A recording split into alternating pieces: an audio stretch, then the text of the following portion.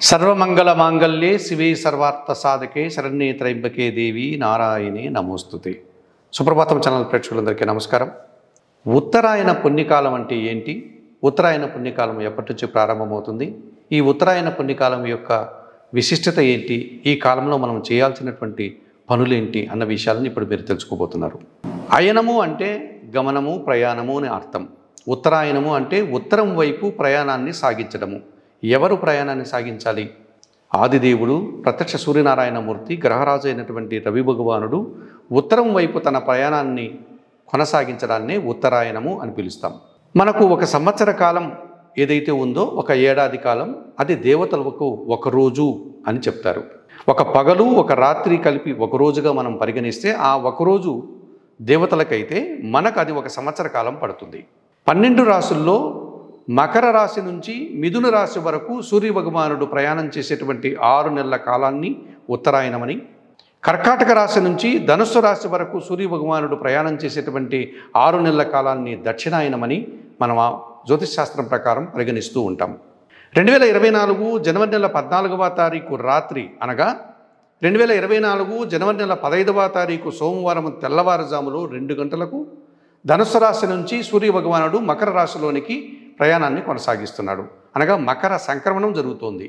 మకర రాశిలోనికి సూర్యుడు ప్రవేశించగానే అది మకర సంక్రమణం, సంక్రాంతి పండుగ ప్రారంభమవుతుంది. ఆ రోజు నుంచి ఉత్తరాయణం కూడా ప్రారంభమవుతుంది. ఈ ఉత్తరాయణ కాలం దేవతలకు పగటి కాలం కనుక, పగటి దినం కనుక ఇది పుణ్యకాలంగా మనం భావిస్తాం. అంటే దక్షిణాయనం పాపకాలం అని కాదు దాని అర్థం. అది దేవతలకు రాత్రి సమయం మాత్రమే. ఈ పుణ్యకాలంలో ఎవరైనా స్వర్గస్థులైతే అనగా మరణిస్తే వారు పుణ్యగతులను పొందుతారు అని చెప్తారు. అలాగే ఉత్తరాయణ పుణ్యకాలంలో మనం చేసేటువంటి పూజలు కానీ, తీర్థయాత్రలు కానీ, ఆలయ సందర్శనాలు కానీ, పూజాది కార్యక్రమాలు కానీ విశేషమైనటువంటి పుణ్యఫలాన్ని మనకు అందిస్తాయి.